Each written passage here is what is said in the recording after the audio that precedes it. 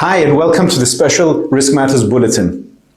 With the swearing in of Donald Trump as the 47th President of the United States, there's the expectation that the almost 3 years long war in Ukraine may finally come to an end. Hopefully that will happen sooner rather than later. Reviewing the statements of senior bankers and regulators in Europe, it's clear that geopolitical risk is really currently top of mind for financial services professionals. But matters are really anything but straightforward. The scenario of peace in Ukraine raises a lot of questions for which there are no specific answers right now. Now, many people are speculating about what could happen, but the truth is that no one really knows for sure. What we do know, however, is that European banks need to plan carefully for 2025 and not make simple assumptions or be swayed by media reports. For example, even if the war ends, it's unlikely that all Russia sanctions will be lifted by the US and Europe immediately. And that is because sanctions are a non-violent tool to exert political pressure by punishing, if you will, certain countries in order to make them change behavior. So instead of sending your own soldiers to die in a country that you don't like, you simply ratchet up the sanctions and the pressure over time and hope that that works. It also provides politicians the opportunity to tell their people that they're doing something effective against a bad actor. But again, sanctions are multifaceted. They're comprised of several different elements that cover certain sectors and certain activities. And therefore, it's not just one straightforward move to lift sanctions overnight. A good example is the case of Iraq, where there were global sanctions, including UN sanctions against that country since the 1990s. Now, the US invaded in March of 2003. The Saddam Hussein regime fell very soon after that.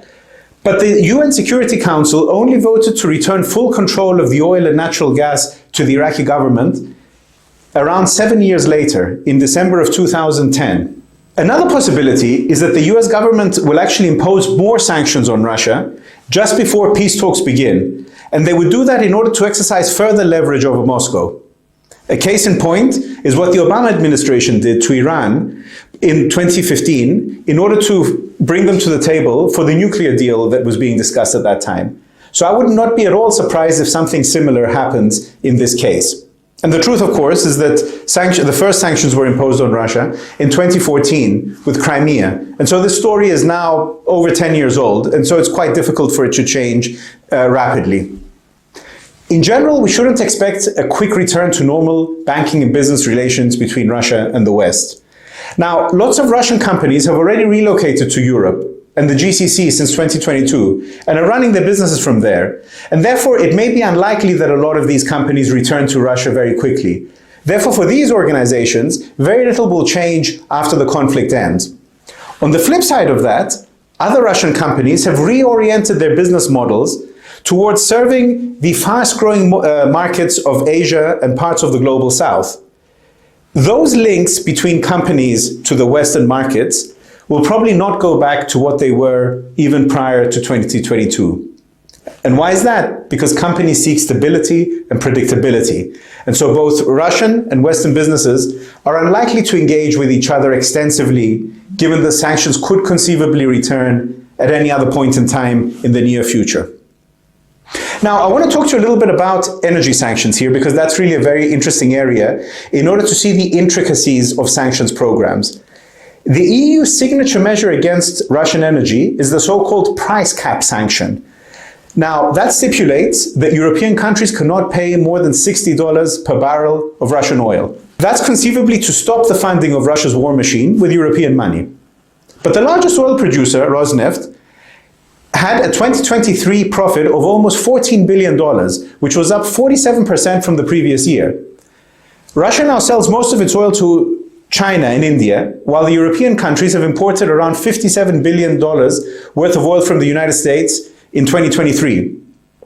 Now, here's a peculiar thing. According to the Center for the Study of Democracy, the EU has actually imported 20% more Russian refined oil products in 2024 than the year before. And you may ask, how could that happen? Well, the answer is that there are countries such as India that buy lots of Russian oil, they refine it, and then they sell it back to the EU as petroleum products in a manner that is perfectly legal. And in fact, the original delivery of that fuel to India from Russia is even done using sanctioned Russian ships from the so-called shadow fleet. And so this new revenue that comes to Russia is obviously very welcome news for the Kremlin, as it provides much needed cash for defense spending. So let's look at this in summary. The EU imposed sanctions in the first instance. It tried to stop buying Russian energy directly from Russia, but then in a roundabout manner ended up getting Russian petroleum products from countries such as India and even NATO allies such as Turkey that have no sanctions on Russia, and somehow everybody seems to benefit from these transactions. Are you confused? Don't be. Sanctions are never straightforward, either in their imposition or their implementation, and this case is no different. And cheap energy is really vital for economic growth. So countries, such as the countries in the European Union, will typically allow for these loopholes when they're not energy independent. So again, this is not a surprising scenario. There's a lot more to talk about in this complex web of developments, including what's going on in the Baltics, where certain countries over there are accusing Russia of cutting undersea cables. Now, it's important to note that globally, these cables carry 99% of transoceanic digital communications that amount to around $10 trillion worth of financial transactions daily.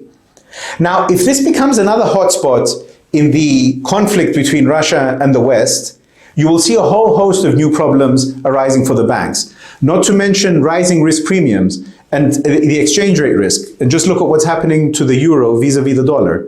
So the conclusion here is that there is plenty that banks need to account for. They must remain agile in their planning and make sure that they use proper data in order to plan ahead.